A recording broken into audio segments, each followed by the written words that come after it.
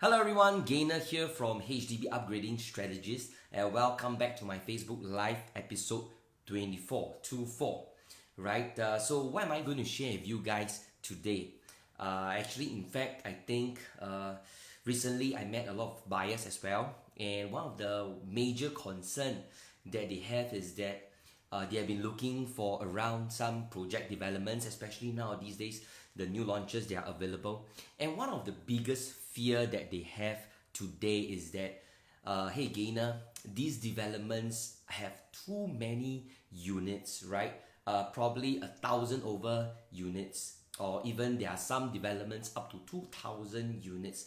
So then, and they have this concern. The concern is actually the fear that it's actually an oversupply, right? Oversupply, and that's why they avoid buying this project development because there are just too many units available, right? So I'm not too sure if you guys are streaming in and whether this is a concern to you as well, right? So once again, just want to share with you guys what is the topic for today. My topic for today is actually this: property with too many units, is it an oversupply, right?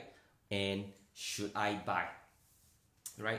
Why this topic? Because I think many of the buyers that I met recently, they actually seen many project developments, and especially for this year, there are just too many developments with, in fact, 1,000 over units and above to 2,000. So their biggest fear is actually whether there's an oversupply. Should I buy this particular development?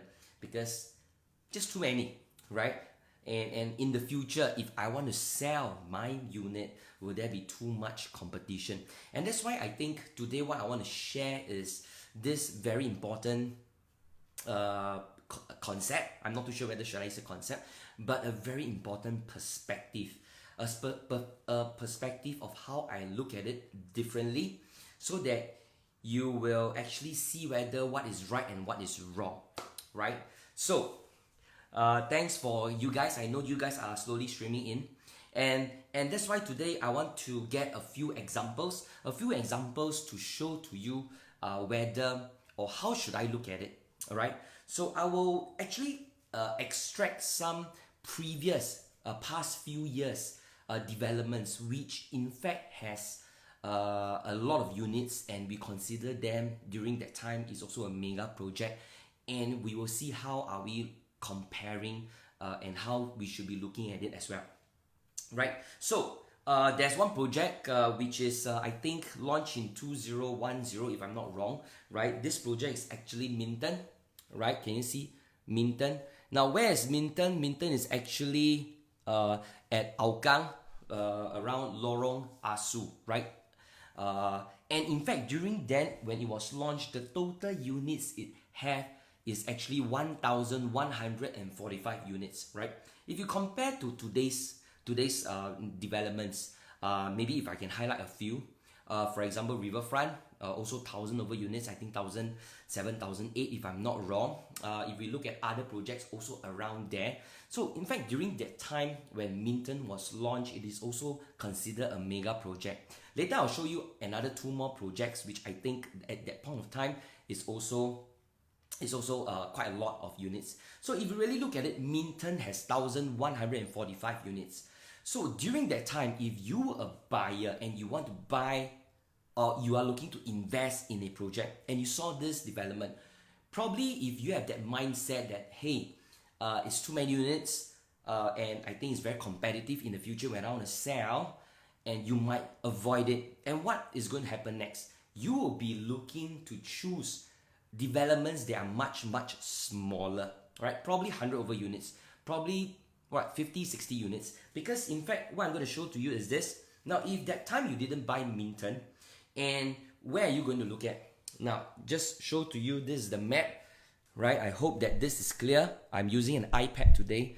Okay, so during that time, this is Minton. Okay, wait a minute. This is Minton, right? Minton is at Hougang Lorong Asu.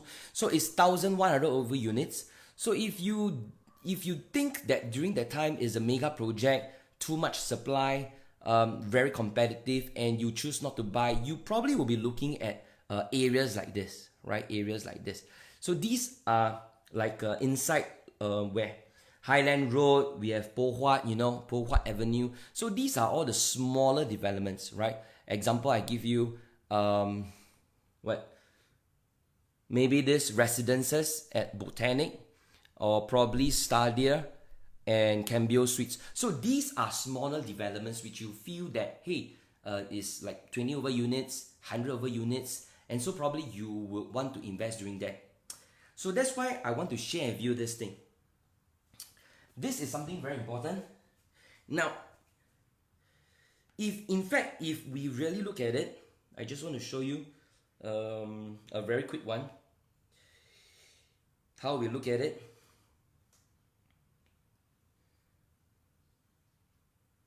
Okay. Now, if we were to compare Minton 1145 units versus this, I just draw a circle. Now, what is this actually? Now, if I can really zoom down in every project, residences at Botanic, which is probably, I think, 50 over units, Stadia, Cambio, why I draw a big circle and I zoom down to all these areas as well? Because if you really look at it, these are developments that, although are smaller in size, but at the end, eventually, when they add up, so you must hear this thing, this is very important. When they add up, it can also come to a total number of 800, 900 to 1,000 units in that particular area. So what am I asking you to look at from my perspective?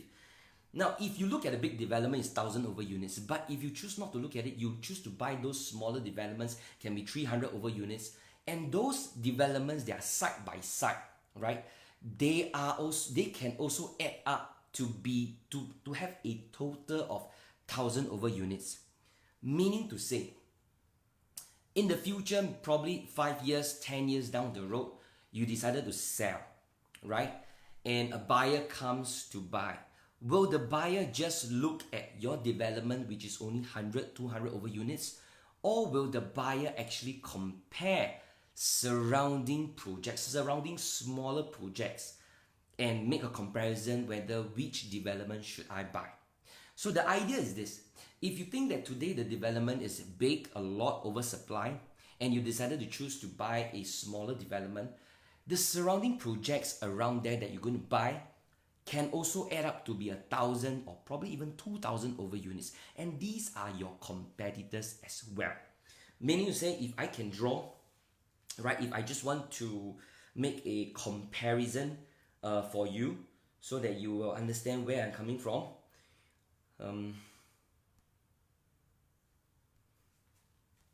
So meaning to say, today,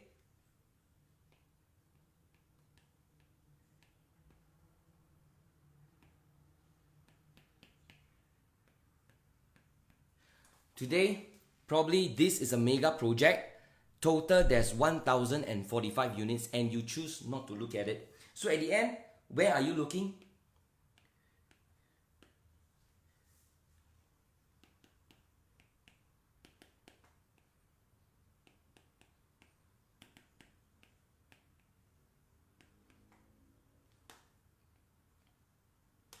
You probably will be looking at this, right? Smaller developments, if I can draw everything in circles, sorry, because yeah, something like that, if you can see, right? Sorry, I think it's tilted, but you can see smaller projects, 100, probably 50, probably another 200, 100, another 100 units, 50 units. And if you add up all these units, these different developments, but they are just side by side together, right? It can actually mount a total of 1,000 over units, and these are all your competitors as well. So I think this is something I think you should look at it from a different perspective. What I think is that everything, what we look is competition. We have to do surrounding. For example, if today I'm looking at this particular project has 1,000 over units, now are there surrounding projects that will also be a competition? Or there isn't much competition. If there isn't much competition, then those mega projects probably you can consider. But if I'm looking at the smaller developments, those smaller developments total, if you add up, can also be a huge competition as well.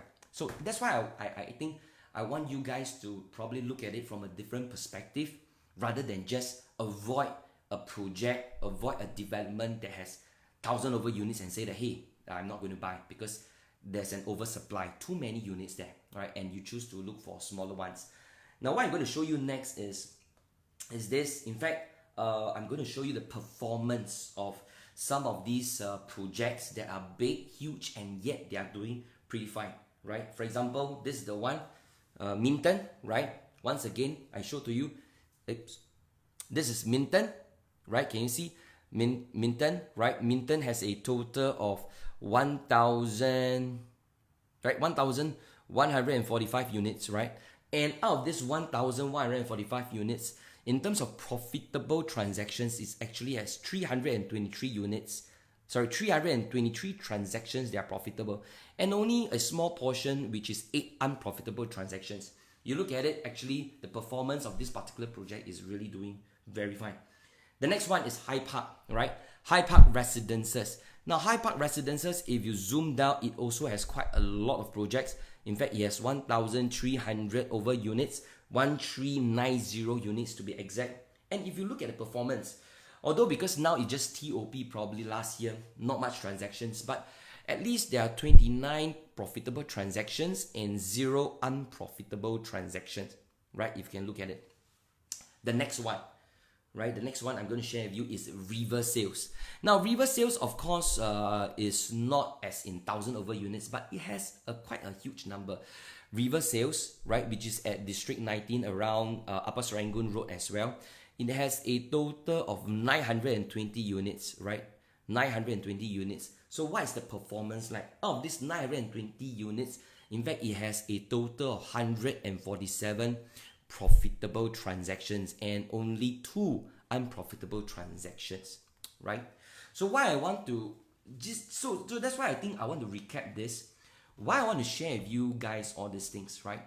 It does not necessarily mean that a big project, 1,000 over units, 2,000 over units can be a wrong purchase, because the concept that you guys have is the fear of oversupply, right? In fact, the same if you're looking for all those smaller developments, if you look at it from a different angle, if you add up all the smaller developments together, it can also total up to be 1,000 over units as well, right? It's just different project. And so a buyer who wants to buy an area, that area will also compare all the different developments. At the end, it still comes back to square one, right? And it does not necessarily means that those mega projects, the performance of them are bad. At the end of the day, when you want to buy a property investment, there are 2 very important things I think is something that you should take note. First is definitely the price that you are buying, and second is when you are selling, right? Because if you have the holding power when you sell, that's important. And these are the 2 main things that will determine your profits or capital gains in the future, right? So I think that's it for today. Thank you so much for watching this Facebook live video episode 24, which is if let's say if you're looking for developments and there are too many units, there's the fear in you that there's an oversupply, and this is the topic I'm talking, right? So I hope this concept or this perspective that I'm sharing with you guys, you are able to use it, you are able to understand from my point of view, and really hope you guys enjoy this live video. If you have any issues in this video, just give me some comments, some likes. I will probably reply you guys later as well. Once again, thank you so much for watching this, and good night. Goodbye.